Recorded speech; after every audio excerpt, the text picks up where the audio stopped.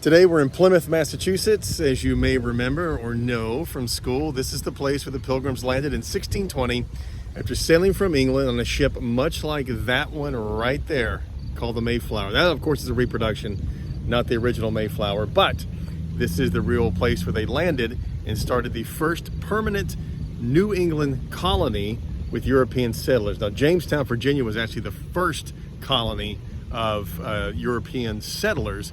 This was the first one in New England.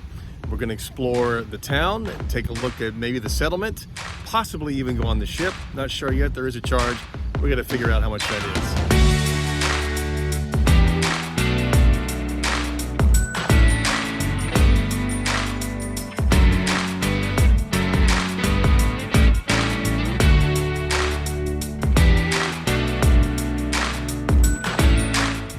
Behind me is Plymouth Harbor, and this is approximately where the Pilgrims came ashore in 1620. And this little memorial temple looking thing right here is built over the rock that's now carved with 1620, which is likely not the original Plymouth Rock, but it's called the Plymouth Rock. This is what we recognize as Plymouth Rock. They didn't actually land on a rock. They simply pulled up into this harbor, came ashore, and that's when they began their village.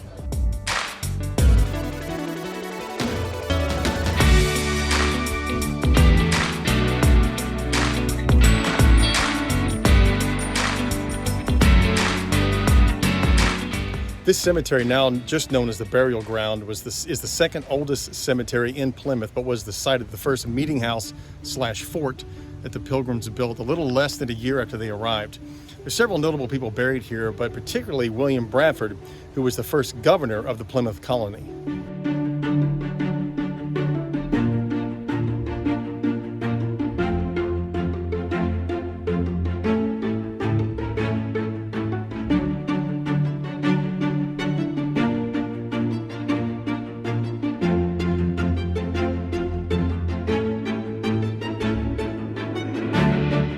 The cenotaph behind me marks the grave of Robert Cushman, who was at one time a ruling elder of the Plymouth colony, and that's because the colony to a great extent was ruled by the religious immigrants who came from Holland on the Mayflower. Though they were a small part of the total company, they ultimately ended up ruling the colony, or governing the colony, I should say.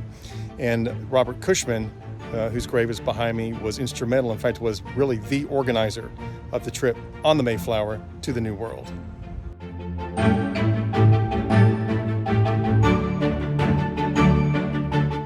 The gravestone behind me is not anyone of particular note, although he was a mate on the Mayflower, but did not arrive here until 1623, about 3 years after the Pilgrims. But I want to call this out because this guy died at 98 years old in 1697, so that means he was born in 1599.